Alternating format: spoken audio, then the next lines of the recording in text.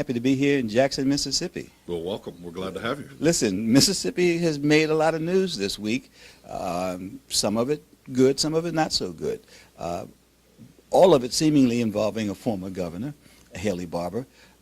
What is this tar baby reference? Is this local conversation? Well, when it comes to Haley Barbour, it's rarely just a local conversation. He seems to make national news with these kind of comments more often than not. And he seems to find himself in positions where he has to backtrack from those comments, trying to explain away something like a tar baby comment that clearly has racialized references. And the reality is, Haley Barbour is a very smart man. He understands those connotations and those connections. And so whether it was just a slip, he certainly knows the damage and the danger in using language like that. So it's really not excusable, even from a man who's now a former governor, no longer governor, but still has incredible power in this state. Well, let's put this into some proper context. Former Governor Barbour, former chair of the Republican National Committee, was giving a post-election assessment in which he referred to President Obama's policies as tar baby policies. A lot of people take offense to that. Is that not an offensive term in Mississippi? It's absolutely an offensive term, and Haley Barbour knows it's an offensive term, and he knows it's an offensive term because he had to come back and apologize for having made it. It's absolutely, the connotations are obvious, and that history of racist language and racist language that can be used in both a seemingly non-racialized way, but in fact has very much racialized implications, particularly in terms of power and white power and the white hegemony as it's been used over African Americans in this state. That language is very much loaded, and he knows that. Well, you excuse me for saying this, but there's a long history of racism in public office here in Alabama, here in Mississippi. You're so close to the heart of Dixie, here in Mississippi. And it's surprising to me that Mr. Barbour, at the same time that he is caught in this conflict, is also, you've given him support, credit for supporting the creation of the Mississippi Civil Rights Museum.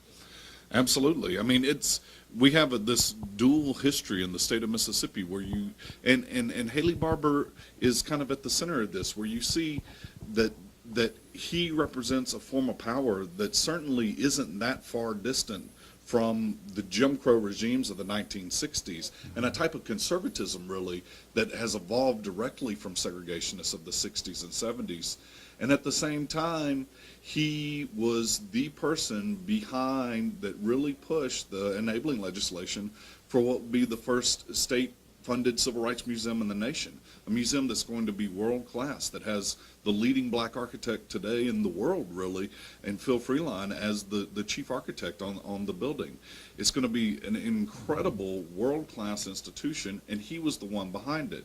Now, why did he do that? That's the question. Why was he the one behind the Civil Rights Museum, and why does he deserve that credit? Well, he was the one behind it, some people say, because it also came shortly after another slip that he had when he made his comments about the Citizens Council in Yazoo City not really being such a nefarious organization, which we actually, in fact, know that the Citizens Council was notoriously a racist organization bent on maintaining white power.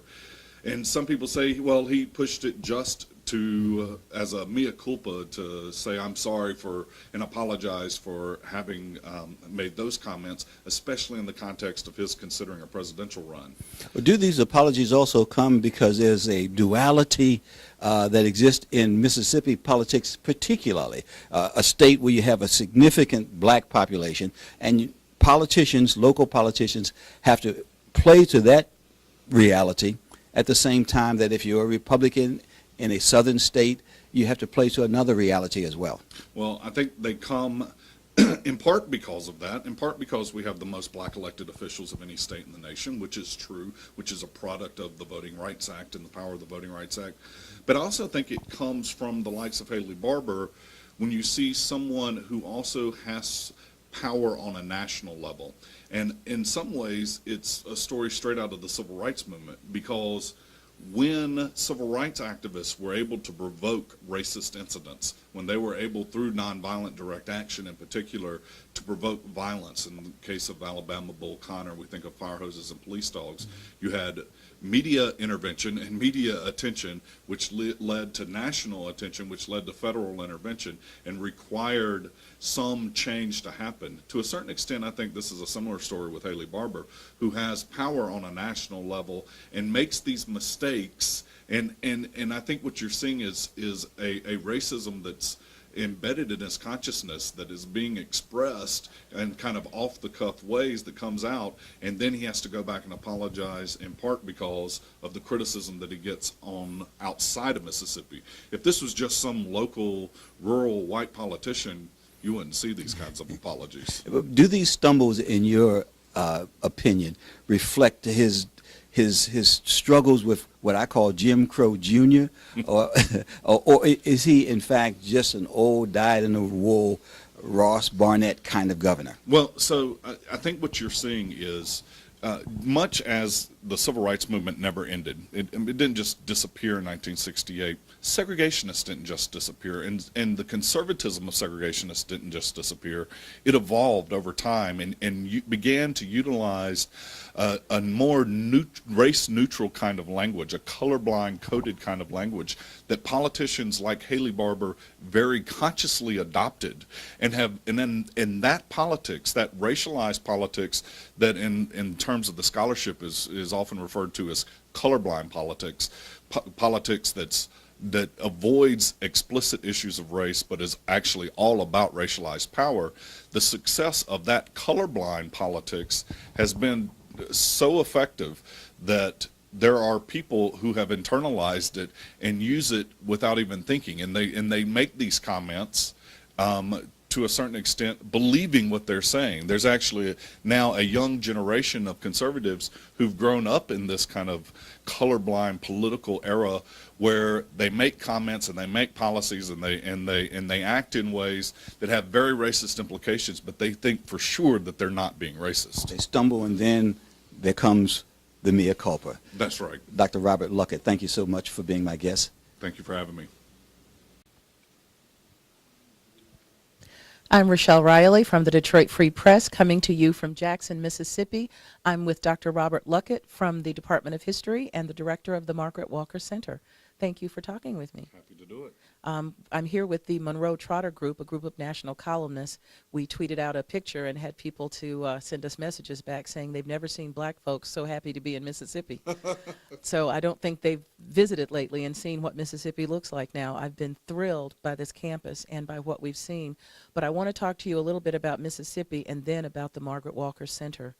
I talked to you just a little bit about how young people now who think that the civil rights movement is something like the Civil War don't really have a sense of how important it is and how things are not so different. I mean, there's a lot that's different because of voting rights, but not a lot so different than what their parents and grandparents fought. How do we get through to them? Well, particularly in Mississippi, we have an issue with making sure that our young people have an education, and I think that's probably a national story, right? We got to make sure that they have an education that provides that history for them. So many of our students don't know their history, and in Mississippi it's particularly sad because they're only a generation or maybe 2 generations removed directly from the civil rights movement, which is very much a living thing. Civil rights activists haven't just disappeared. They're still alive. They're around. The movement is still going on. And the same can be said for segregationists and for Southern conservatives. They didn't go anywhere either. And so this isn't ancient history, but we have to do a better job in our educational systems, particularly in our primary and secondary schools, and making sure that our students get some of this history.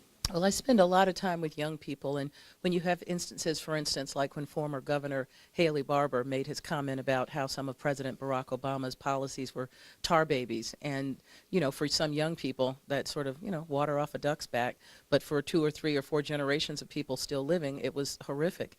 And I wonder if maybe there isn't some way to make sure that there's an African American Studies department at every university in America. That might help. Yeah, and I believe in it, and I'm lucky enough to be director of one of the older Black Studies programs in the entire nation through the Margaret Walker Center.